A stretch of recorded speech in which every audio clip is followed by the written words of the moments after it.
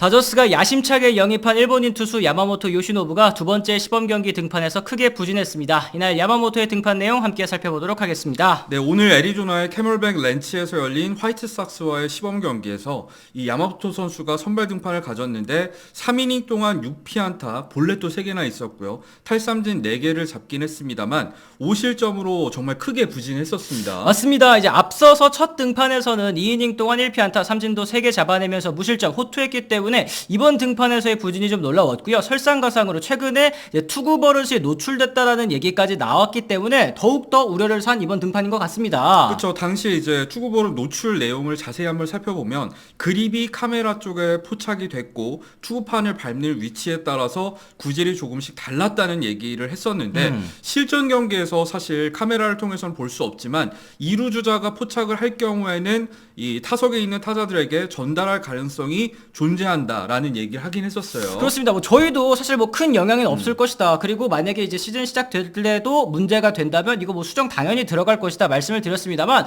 곧바로 이제 다음 등판에서 부진했기 때문에 이 때문인가 싶을 수는 또 있을 것 같습니다. 하지만 실제 등판 영상을 보고 든 생각은 사실은 제구난조에 거의 다 내야 수비가 이 불안한 게 겹치면서 5실점이 만들어졌고 투구 버릇이 노출됐다면 사실 정타가 많이 나왔어야 그렇죠. 됐는데 거의 정타는 나오지 않았다는 부분 먼저 말씀을 드립니다. 맞습니다. 말씀하신 것처럼 오늘 경기 럭스, 먼시 이 두 선수가 수비에서 정말 심각한 모습을 노출을 했는데요. 오히려 다저스의 진짜 문제, 야마모토의 부진 이것보다 내야 수비 불안이 좀 더 큰 문제가 아닐까 하는 생각이 들었는데요. 오늘 경기 또 1회 등판 내용부터 한번 좀 살펴보도록 하겠습니다. 네, 1회 말에 어쨌든 선취점을 아는 상태에서 야마모토가 1대0 상황에서 등판을 가졌었는데 사실 이 베닌텐드를 상대로 초구에 안타를 허용한 것도 문제였습니다만 이후에 제구난조가 조금 있었습니다. 그렇죠. 풀카운트 끝에 볼넷을 허용을 했고 그 다음 후속 타자에게 우익수 뜬공 원아웃 잡아낸 다음에 또다시 볼넷 나오면서 1사 만루 만들었는데요. 여기에 이제 앤드류 본 선수에게 중견수 방면 희생 플라이 내주면서 첫 번째 실점. 근데 그 다음번에 이 유격수 쪽에 땅볼을 유도를 해냈는데 그걸 이제 럭스 선수가 잘 처리하지 못하는 장면이 나왔어요. 그렇죠. 앞으로 달려나와서 잡아야 되는 상황에서 옆으로 공을 따라가면서 잡았었기 때문에 1루 쪽에서는 1루 쪽으로 던지기엔 살짝 역동작이 걸렸잖아요. 그 상황에서 송구가 원바운드로 들어가는 바람에 1루는 세이브 됐고요. 당연히 추가 실점이 이어졌습니다. 맞습니다. 다음 타자 폴대용이 친 타구도 이제 야마모토 선수 엉덩이 쪽 맞고 3루 쪽으로 튀었는데 이게 먼씨가 잡은 다음에 1루로 송구하는 과정, 이거 송구 방향도 좀 정확하지 못했고 또다시 이제 세이브 되면서 실점이 더해지게 됐습니다. 후속 타자 좌익수 직선타로 유도하면서 이닝을 마무리하기는 했습니다만 내용만 봤을 때는 배구난조 겹치면서 이볼렛이 있긴 했었지만 사실은 3실점까지 갈 정도는 아니었다는 생각이 들었어요. 그렇죠. 2회 같은 경우에는 2회 초에 다저스가 또 2점을 내면서 다시 3대3이 된 상황에서 야마모토가 올라갔는데 2회는 조금은 편안하게 가져갔었던 야마모토입니다. 일단 첫 타자는 볼넷 내주기는 했습니다만 베닌텐드 상대로 몸쪽에 커터 헛스윙 삼진 잡아냈고요. 이 상황에서 주자 2루 도루했습니다. 몬카다 상대로 또다시 헛스윙 삼진. 오늘 경기 또 스플리터는 좋았다라는 거 짚어드려야 될 것 같고 루이스 로버트 주니어에게 우익수 뜬공까지 잡아내면서 실점 없이 2회를 넘기기는 했는데 3회에도 또 이 수비의 도움을 받지 못하는 장면이 연출이 됐습니다. 네, 일단 선두 타자인 히메네즈 같은 경우에는 유격수 땅볼을 유도를 해내긴 했었는데 깊은 타구를 이제 럭스가 다이빙 캐치로 잡기는 했지만 이 송구가 사실 투바운드가 나왔어요. 그러면서 1루까지 정말 여유있게 히메네즈가 들어가는 장면이 나왔었습니다. 그렇습니다. 물론 깊숙한 타구기는 했고 또 막아낸 것만으로도 잘했다라고도 얘기해 줄 수 있겠지만 일단은 또다시 내야 쪽에서 안타가 하나 나왔다라는 거, 후속 타자 본에게 스플리터 삼진 잡아냈습니다만 도미닉 플래처 이 선수가 3루 쪽, 유격수 쪽 이 수비에 약점이 있다라는 걸 파악을 한 것 같아요. 곧바로 기습번트 되면서 1루에 또 세이브 됐거든요. 그렇죠. 먼씨가 사실 전진 수비를 취하지 않은 상황이긴 했습니다만 너무 여유있게 지금 세이브 되는 장면이 나와서 좀 충격적이었었고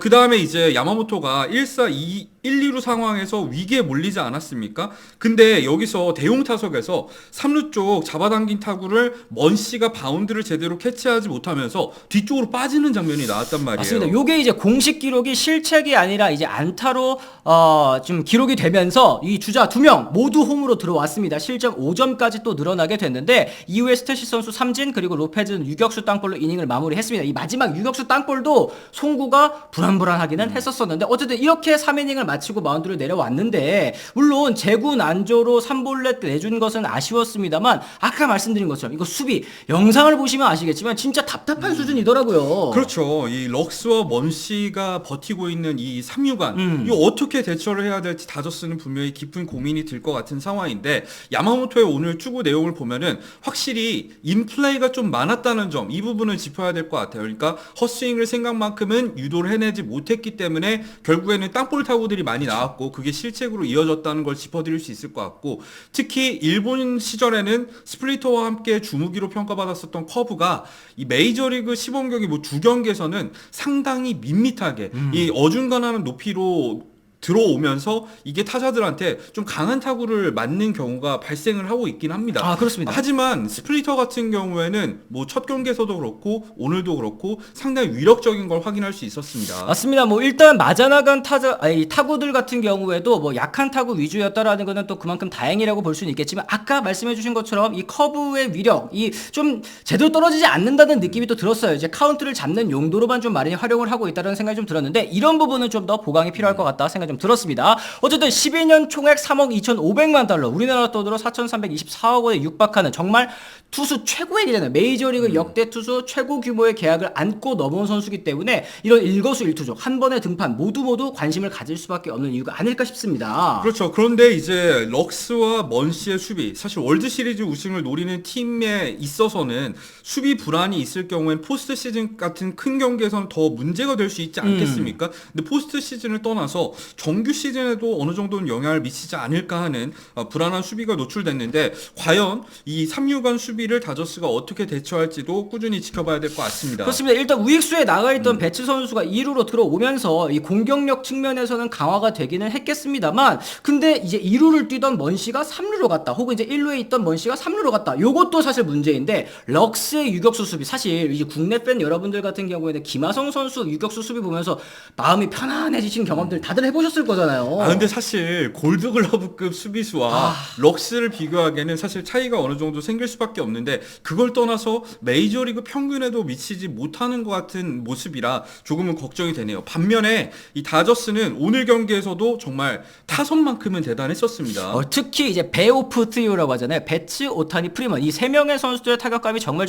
뜨거운데 배츠 같은 경우에도 오늘 경기 2타수 1안타 1볼넷 2득점으로 또 활약을 했고요. 오타니도 2타수 1안타 1볼넷 1득점 1타점에 오늘은 또 시범 경기 첫 번째 도루까지 또 해냈습니다. 프리먼은 말루 홈런 포함해서 2타수 1안타 1득점 5타점을 기록해주면서 야 역시 다저스는 초반에 초전 박사를 내버리는구나 라는 생각도 들었습니다. 그렇죠. 오타니의 컨디션이 정말 좋아 보인다는 거 다시 한번 말씀을 드릴 수 있겠는데 타율이 거의 6할에 육박하는 상황 아니겠습니까? 거기다가 최근까지는 타격에서 약간은 부진했었던 프리먼까지도 오늘 말루 홈런을 치면서 살아나는 모습이 있었는데요. 그렇기 때문에 야마모토가 이 경기 초반에 부진했음에도 불구하고 다저스 같은 경우에는 12대 9로 대승을 거뒀습니다. 그렇습니다. 지난해에도 사실 배츠와 프리먼의 위력 엄청났던 거 다들 기억하실 것 같은데 여기에 이제 오타니 선수까지 가해졌으니까 더 가공할 파괴력이 만들어지지 않았나라는 생각이 들고요.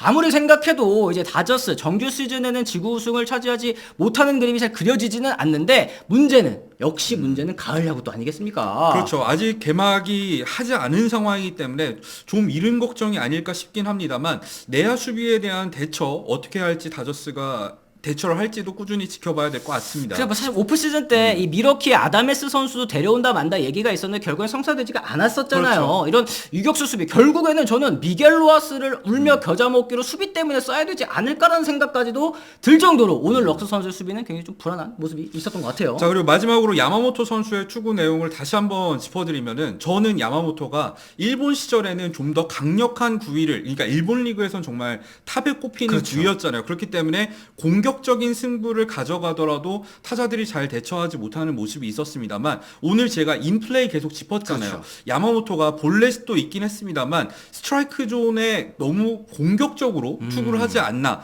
이 조금 더 이 생각호다이가 그렇듯이 하이 패스볼과 낮게 떨어지는 스플리터를 적극적으로 구사를 해보는 건 어떨까 하는 생각도 들었습니다. 그렇습니다. 이제 투구 위치에 또 확실한 구분이 필요하다라는 말씀이신 것 같네요. 어쨌든 여러분들께서도 오늘 경기 다저스 경기 보신 분들 여러 가지 생각 드셨을 것 같습니다. 댓글을 통해서 또 남겨주시면 좋을 것 같고요. 오늘 저희 영상 유익하다고 느끼셨다면 좋아요와 구독, 알림 설정까지 꼭꼭 부탁드리도록 하겠습니다.